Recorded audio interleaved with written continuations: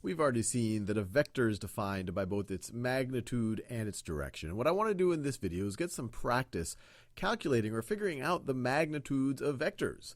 And I have a vector right over here, vector u. It is visually depicted here on our coordinate plane. And I want to figure out its magnitude. And I encourage you to pause the video and see if you can figure it out. Well, the magnitude of a vector is just the length of this line. You could view it as the distance between the initial point and the terminal point right over there.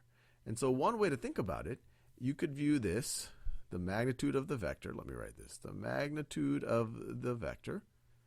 Well, you could either think of it as the distance formula, which really just comes straight out of the Pythagorean theorem. It's going to be the square root of our change in x squared, change in x squared, plus change in y squared, plus change in y squared. Once again, this triangle Greek letter delta is just shorthand for change in y. And this once again comes straight out of the distance formula, which really comes out of the Pythagorean theorem. And it'll become a little bit more obvious when I draw the change in y and I draw the change in x on this diagram. So what's our change in y? Well, we're starting at our initial point. We're starting at y is equal to 9. And we are, to get to the y value of our terminal point, we're going down to y is equal to 2. So we have a change in y. Our change in y is equal to, going from 9 to 2, our change in y is negative 7.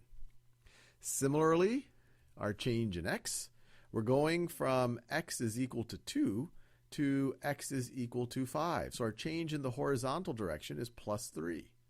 So our change in x, or we could even think of this as the horizontal component of the vector, this is equal to positive 3.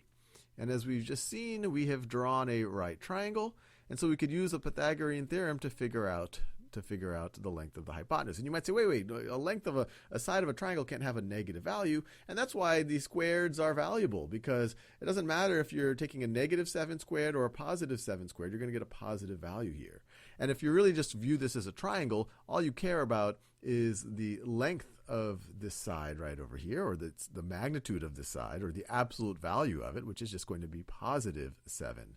And so we can say this is going to be equal to, the magnitude of our vector is going to be equal to, so 3 squared is 9, and then negative 7 squared is positive 49.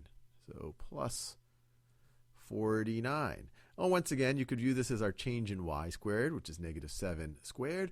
Or you could say, well, just look, the absolute value, the length of the side, we don't want to think of a side as having a negative value. The negative really just says, hey, we're going from the top to the bottom. It gives us our direction. But if we just say the length of it, it's 7. Well, there, if you just use the Pythagorean theorem, 7 squared would also be 49. And so either way, you get the magnitude of our vector is equal to the square root of 9 plus 49 is going to be 57. I don't think I can simplify this radical too much. No, that's it. So the magnitude of this vector is the square root of 57.